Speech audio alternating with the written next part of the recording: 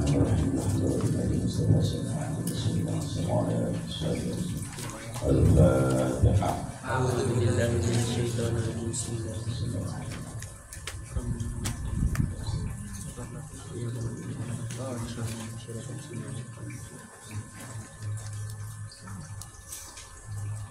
Bismillahirrahmanirrahim. Alhamdulillah, salatu wassalamu ala Rasulillah Sayyidina wa maulana Muhammadin ibn Abdillah wa ala alihi wa ashabihi wa qawwala wa la hawla wa la quwwata illa billah.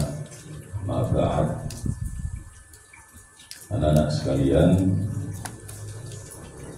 kita akan lanjutkan pelajaran kita.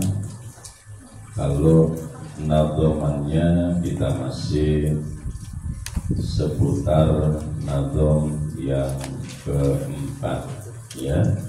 Nadzom yang keempat, wa alihi wa sahbihi wa man tabi' sabila bil haqqi ghayra mubtadi'. Kemarin stressing kita pada kalimat ghayra mubtadi'. Jadi sholawat dan salam yang kita sanjungkan, yang kita haturkan, itu tidak hanya kepada Nabi Muhammad SAW, tetapi juga wa alihi, kepada keluarga beliau, kepada ahlul bait beliau. Kenapa ahlul bait itu termasuk di antara orang-orang yang wajib kita muliakan, wajib kita cintai. Kemudian wasahbihi, dan juga sahabat-sahabat beliau. Lalu yang tidak kalah pentingnya, sholawat dan salam itu kita sanjungkan pula kepada orang-orang yang mengikuti beliau, wa man tabi'. Kita sanjungkan sholawat dan salam itu juga kepada orang-orang yang mengikuti beliau. Mengikuti beliau artinya apa? Sabila dinil haq, mengikuti jalan agama yang benar, yaitu agama Islam. Karena hanya agama Islam yang menjadi agama yang diridhoi oleh Allah Subhanahu wa ta'ala. Inna dina indallahi al-Islam. Sesungguhnya agama di sisi Allah, agama yang benar di sisi Allah, agama yang diridhai oleh Allah, itu hanya agama Islam. Makanya ketika kita ditakdirkan oleh Allah mulai lahir sudah dalam keadaan Islam, itu anugerah yang luar biasa. Harus kita syukuri dengan cara apa? Dengan cara mengamalkan ajaran-ajaran Islam, lalu kita meningkatkan ketakwaan kita, meningkatkan ketaatan kita, meningkatkan kepatuhan kita kepada Allah Subhanahu wa ta'ala. Kemudian ditegaskan pula dengan akhir kalimat ghayra mubtadi'. Jadi yang kita aturi, yang kita berikan sholawat dan salam, orang-orang yang mengikuti jalan agama yang benar, itu kemudian ditegaskan pula dengan kalimat yang disampaikan oleh Syekh Ahmad Marzuki, ghayra mubtadi'. Bukan orang-orang yang mubtadi', orang yang keluar dari kebenaran, orang yang melakukan kebid'ahan, al-mubtadi'. orang yang melakukan hal-hal yang bid'ah yang tercela. Ada kalimat orang yang melakukan bid'ah yang tercela, sehingga kemudian di dalam penjelasannya kemarin sudah saya sampaikan di kitab apa? Di kitab apa kemarin? Nurul Dhalal. Ya, kemarin sudah saya sampaikan. Penjelasannya cukup panjang di kitab Nurul Dhalal, lalu kemudian dijelaskan bahwa bid'ah itu kayak apa. Kemarin sudah saya ceritakan. Lalu bid'ah itu dibagi dalam beberapa macam. Berapa? 5. Kok banyak Pak? Iya. Kalau secara global, bid'ah itu menurut ulama-ulama Ahlus Sunnah wal Jamaah itu dibagi menjadi 2. Ada bid'ah hasanah, ada bid'ah dhalalah. Ada bid'ah yang baik, ada bid'ah yang sesat. Itu kalau secara global.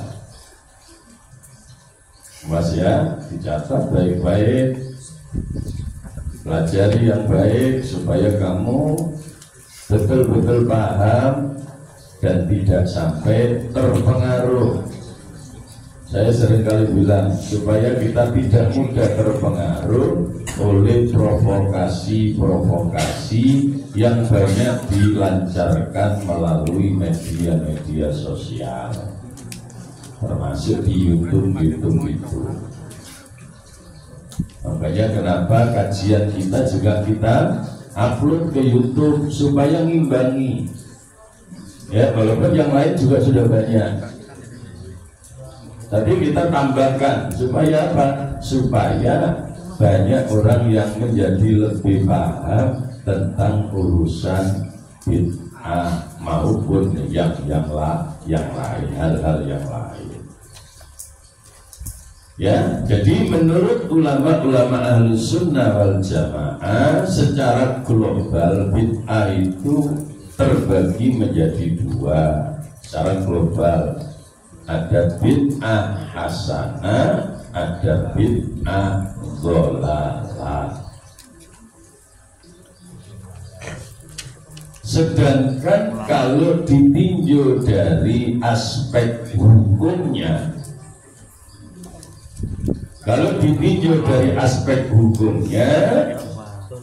maka bid'ah itu terbagi menjadi 5 macam.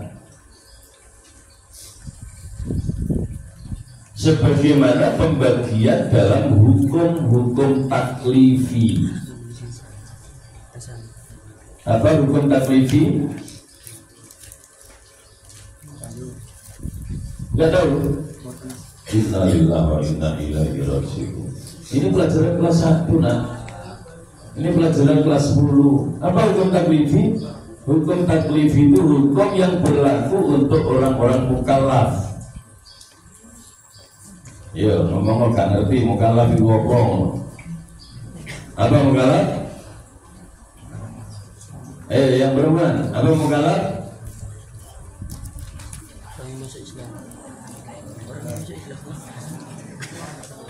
Apa mukallaf? Ayo masuk Islam. Coba.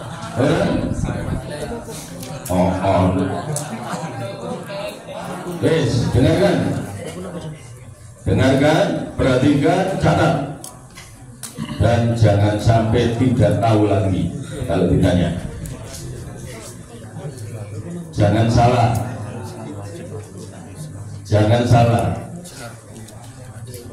Telinga kamu agak perlu diperiksakan. Yang disebut orang yang baru masuk Islam itu namanya mu'allaf. Ya, apa ganteng budak. Orang yang baru masuk Islam itu disebut mu'alaf, bukan mukallaf. Lalu mukallaf itu apa, Pak? Mukallaf itu adalah orang Islam yang sudah balik dan akalnya sehat. Ya, wes cocok guru ini yang garung ini ya.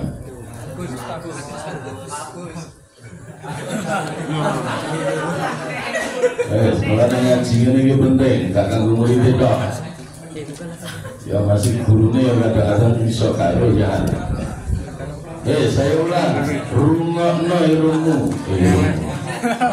rungokno kupingmu. Terus ya, ada mu'alaf, ada mukallaf. Kalau mu'alaf, orang yang baru masuk Islam. Kalau mukallaf, orang Islam yang sudah balik dan akalnya sehat. Orang yang seperti ini yang terkena hukum. Hukum-hukum yang dinamakan hukum taklifi. Ada 5 macam hukum taklifi.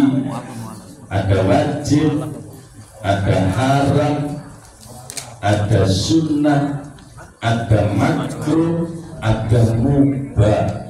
Itu hukum taklifi. Hukum yang berlaku untuk orang-orang mukallaf.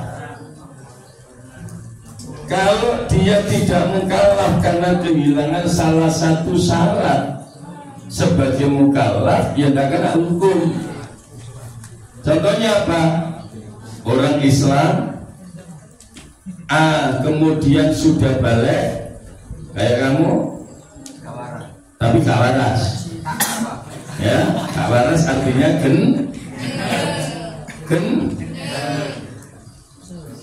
ya. Jadi Islam balik tapi gila, dia tidak mukallaf, akalnya tidak ada sehat. Atau dia Islam, akalnya sehat, tidak gila, tapi belum balik. Ya, belum balik. Ya, seperti adikmu yang masih umur 2 tahun, 3 tahun, 4 tahun. Ya, makanya kalau kamu dengan adik kamu yang masih kecil-kecil, yang masih belum balik, ya diarahkan. Nek keliru ya tidak apa-apa disingkiri, tapi jangan teman-teman. Kenapa? Mereka tidak kena hukum soalnya. Ya, tidak kena hukum. Atau tidak termasuk mukallaf lagi siapa? Orang yang sudah balik, akalnya sehat, tapi tidak Islam. Ya, akalnya sehat, mau nanya itu duit pinter. Ya, nanya itu duit pinter. Kemudian sudah balik, sudah umurnya sudah 35, tapi tidak Islam, maka dia tidak termasuk mukallaf. Mereka termasuk orang kafir. Nah, pembagian bid'ah menurut kacamata hukum itu sama dengan hukum taklifi, dibagi menjadi 5 macam. Yang pertama adalah bid'ah wajib yang kemarin sudah kita terangkan. Kemudian kita akan lanjutkan yang kedua. Yang kedua apa? Yang kedua adalah bid'ah haram. Ya, yang kedua bid'ah haram.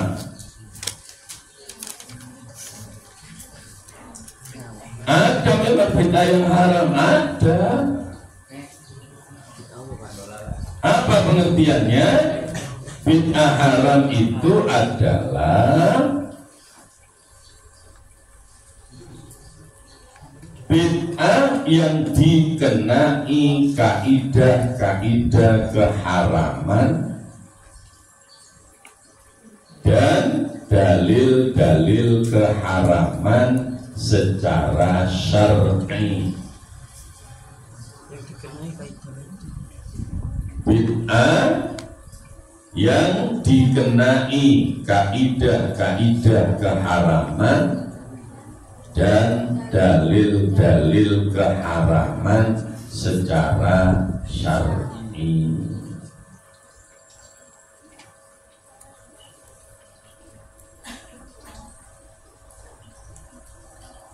Contohnya apa?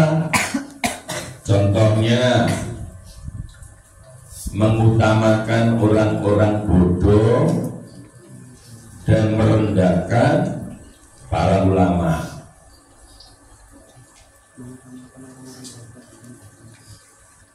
Merendahkan para ulama itu haram. Makanya saya sudah bilang, hati-hati dengan medsos.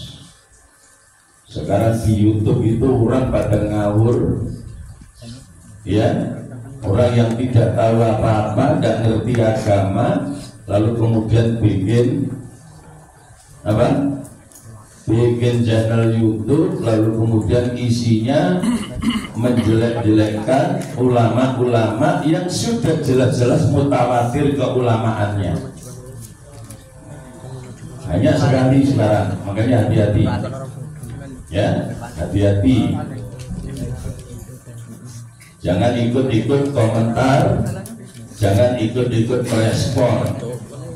Jadi kalau sekiranya ada muatan-muatan di YouTube yang mengarah pada menjelek-jelekkan ulama, tutup, tidak usah kamu ikuti, karena bisa merusak mindset kamu, pikiran kamu bisa berubah. Tutup saja, ya.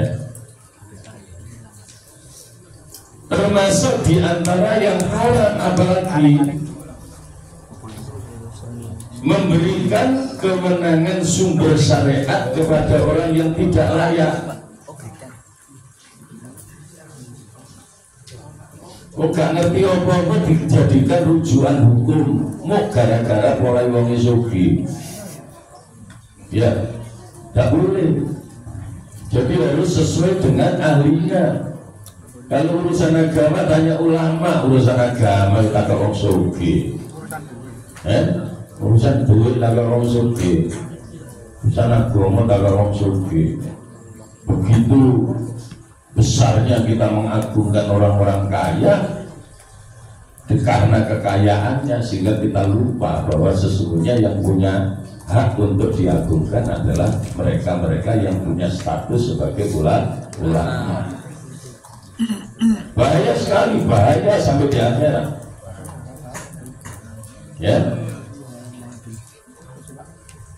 Dan itu kemudian efeknya dalam kehidupan dunia seperti yang sekarang anak-anak terjadi. Karena banyak orang yang meremehkan ulama, banyak orang yang melecehkan ulama, lalu kemudian keberkahan hidup itu dijabut oleh Allah. Ya seperti sekarang ini.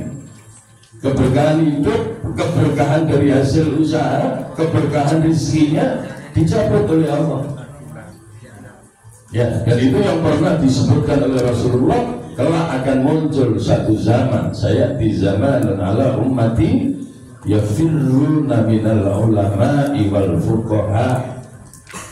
Akan datang satu zaman di kalangan umatku, mereka kemudian pada lari dari ulama, lari dari fuqaha. Maksudnya apa?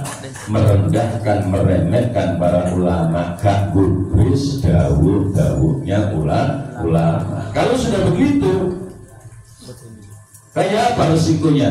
Faya batalihimullahu bitalasi baliyah. Maka Allah akan menurunkan 3 cobaan yang sangat besar. 3 itu yang pertama-tama hadir apa? Yarfa'ullahul barokata min kasbihi. Yang bergayung sang jempale kalau barokai. Duit dikumpul-kumpul kalau barokai. Apa artinya tidak ada barokahnya? Tidak ada nilai kebaikannya. Ketuanya begini urusan jempale, tapi kebaikannya malah menurun. Duitnya dikumpul tapi malah kebaikannya menurun. Apa artinya? Orang bekerja nyungsang jempale tapi tidak punya nilai kebaikan. Buat apa kita mengumpulkan harta kalau kemudian tidak mengantarkan kita untuk meningkatkan kebaikan? Dan itulah yang dikatakan kehidupan yang tidak barokah. Sekarang banyak sekali ya duitnya akeh tapi tidak pernah merasa cukup, kurang kok ae. Lah nek nuruti kurang yo gak ono marine. Iya kan? Wong menungso itu masih opo ayo tetap kurang, nek nuruti kurang. Ya, makanya hati-hati. Ini bekal kan. Nah, yang kedua apa? Setelah Allah mencabut keberkahan dari hasil usahanya, mencabut keberkahan dalam hidupnya. Yang kedua kata Nabi, "Wasani yusallitullahu alaihim sultanan dzaliman." Umat itu kemudian akan diserahkan oleh Allah pada pemimpin-pemimpin yang zalim. Tapi jangan pernah menjustis. Berarti kalau saya ini Pak, saya tidak bisa ngomong seperti itu. Jangan ikut-ikutan yang seperti itu. Wah, pemerintah kita tidak usah ikut-ikutan begitu, kita tidak tahu apa-apa. Ya, kita tidak tahu apa-apa. Jangan mudah menyimpulkan sesuatu yang kamu tidak tahu. Wes, jangan pernah menyimpulkan sesuatu yang kamu tidak ngerti terhadap sesuatu itu. Bukan ranah kita, karena kita tidak punya kompetensi ke sana.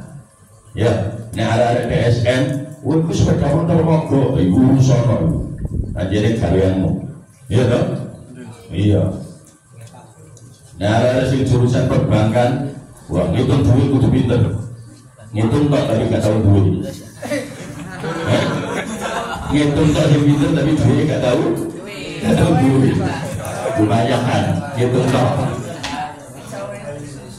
Ya, yang anak-anak mekanik butuh iso bongkar apa? Iso tidak iso bongkar apa? Iso bongkar pompa, tiba-tiba bongkar di kleler no. Kayak iso balik pompa kucing gitu sebenarnya. Bongkar uang Mbak. So bongkar kok, jangan, harus tanggung jawab. Bongkar uang. Ya, harus tanggung jawab. Bongkar cik. Itu ranah kamu karena memang kamu jurusan itu hal yang lain yang di luar kemampuan kita. Tidak usah ikut-ikutan ngomong, tidak usah ikut-ikut komentar, bukan urusan kita, bukan ranah kita, karena kita tidak punya kompetensi kesana. Oke. Karena itu ketika ada orang yang tidak layak dari sisi keilmuan lalu kemudian dipasrahi untuk menentukan satu hukum, ini bid'ah yang haram, tidak boleh. Ya, makanya Nabi selalu bilang segala sesuatu itu harus diserahkan kepada ahlinya. Dausidal amru fi ghairi ahli bantadiri sa'ah. Kalau sesuatu diserahkan kepada yang bukan ahlinya, tunggu kehancurannya. Ya, tunggu kehancurannya. Oh, ada perbankan bongkar sepeda motor, kunci nomor baru karo, coba kunci nomor baru sih, coba nomor baru lah salah. Ya rusak tangan sepeda motor, ya, bukan ahlinya. Lanjut yang ketiga. Yang ketiga adalah bid'ah yang disunnahkan. Ada bid'ah sunnah, ada. Ya, ada bid'ah sunnah. Apa bid'ah sunnah itu? Bid'ah sunnah itu artinya setiap bid'ah yang dikenai oleh kaidah-kaidah sunnah dan dalil-dalilnya.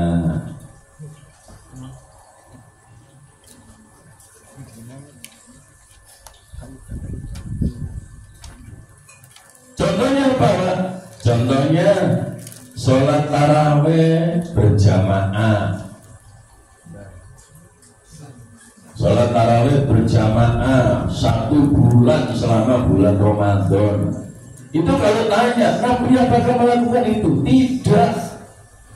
Nabi pada saat Ramadan keluar ke masjid untuk qiyamul lail. Maksudnya beliau masuk masjid untuk melakukan qiyamul lail sendiri. Tiba-tiba ada sahabat yang datang melihat Rasulullah sholat di malam hari bulan Ramadan, lalu dia ikuti. Hari kedua yang ikut tambah banyak. Hari ketiga makin banyak. Hari keempat Rasulullah tidak keluar ke masjid. Hari keempat Rasulullah tidak keluar ke masjid.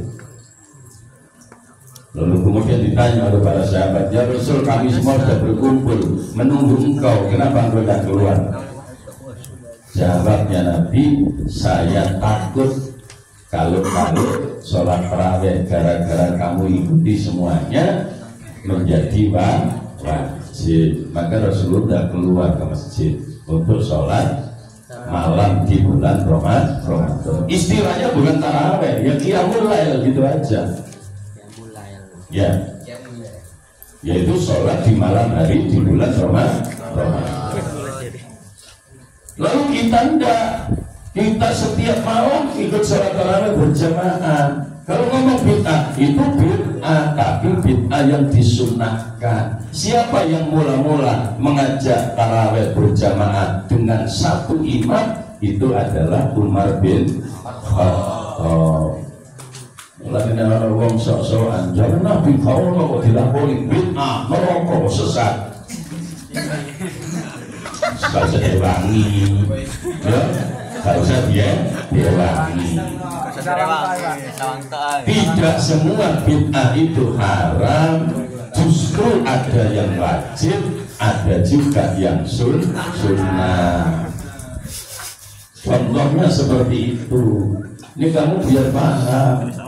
Ya, bolak-balik ngomong bid'ah haram, bid'ah sesat, mlebu neraka. Tapi dari sembahyang terawih nang langgar nang masjid imam situ saulang sembahyang terus. Iku dulu sapa Nabi enggak tahu ngono. Ya. Ini penting kan ya. Ini penting sekali. Jadi jangan gampang-gampang membid'ahkan orang dengan dalil sesat. Karena memang faktanya banyak bid'ah yang ternyata baik. Rasulullah tidak melakukan, tapi para sahabat melakukan. Rasulullah tidak melakukan, lalu kemudian generasi tabi'in melakukan. Termasuk apa? Memperingati Maulid Nabi. Itu yang melakukan adalah generasi tabi'in di zamannya Khalifah Harun al-Rasyid. Seperti itu. Ya. Nah, begini kamu harus ngerti sebagai generasi penerus, harus paham supaya tidak mudah diombang-ambingkan oleh orang lain. Kemudian yang keempat ada lagi bid'ah makruh. Ada bid'ah yang makruh. Apa bid'ah makruh itu? Bid'ah makruh itu adalah setiap bid'ah yang dikenai oleh dalil-dalil kemakruhan dari syariat dan kaidah-kaidahnya.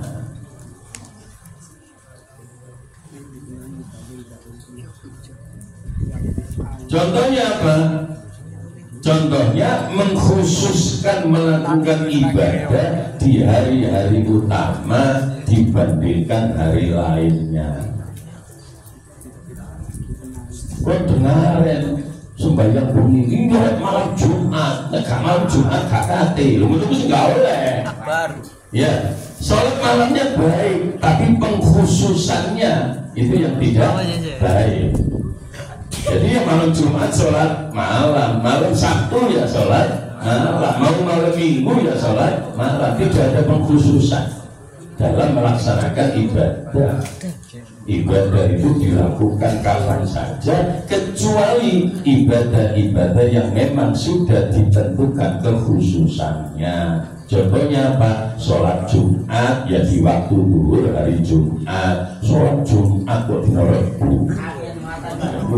Ya kalau bangkane ragu ngomong, itu gak ada Jumatan gak gelem, Pak. Iya kok ngejak dina Selasa. Ya gak gelem. Ya sing gendeng sing ngejak ya gelem. Dina Selasa ngejak dina Jumatan. Ya. Harus hati-hati ya. Yes. Kemudian yang kelima adalah bid'ah mubah. Bid'ah mubah. Apa bid'ah mubah itu? Bid'ah mubah itu adalah setiap bid'ah yang dikenai oleh dalil-dalil mubah atau diperbolehkan oleh kaidah-kaidah syariah. Contohnya apa? Contohnya melakukan modifikasi makanan. Itu mubah. Kalau kamu ngomong pokoknya harus persis dengan Rasulullah, yuk gak usah mangan seberapun. Rasulullah biar gak tahu mangan seberapun. Ya, yang dimakan beliau gandum, kurma. Lalu orang Indonesia yang mangan kurma terus mulus ketemu. Ya, semacam barang. Kenapa? Gak cocok. Ya mungkin sesekali kesunahan untuk berbuka puasa dengan kurma misalkan seperti itu. Maka memodifikasi makanan itu mudah. Maka kalau orang Indonesia ya bolehlah makan soto, makan rawon, makan pecel. Sama dengan dalil yang menunjukkan Nabi kalau makan hanya dengan 3 jari. Ya karena yang dimakan kurma yang ini aja. Ayo jadi seorang apa ini? Ya? Kasih mana? Kalau ya makan seberapa apa dah saya ada. Ya. Seberapa dikerau dijeli mau tak tonggolan. Ya kan? Nah seperti itu. Jadi dalam urusan makan itu bid'ahnya bid'ah mubah. Boleh tidak sama, boleh ya. Nah, itu contoh-contoh yang perlu kita pahami supaya kita tidak salah di dalam menyimpulkan sesuatu. Baik anak-anak sekalian, pelajaran kita hari ini berakhir sampai di situ. Kita akan akhiri dengan kembali membaca nadom kita, nadom 1 sampai nadom 8. Yuk dibuka bukunya, baca bareng-bareng.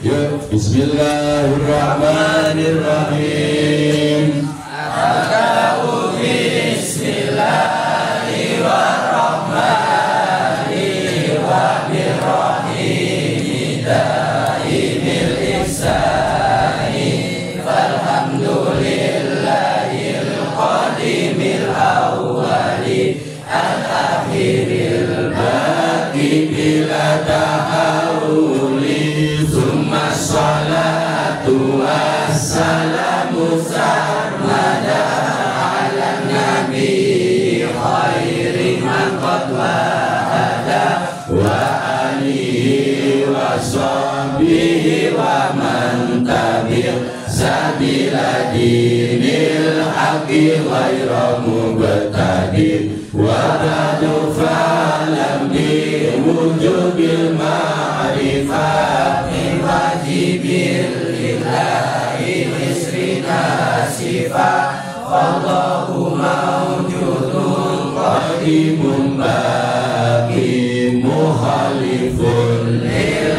khalqi bil itlaqi wa qaimun wani wa wahidun wa qadir muridun alimun bi kulli syai sami'un basirun wal mutakallimu lahu sifatun sab'atun dan talimu. Al-Fatihah.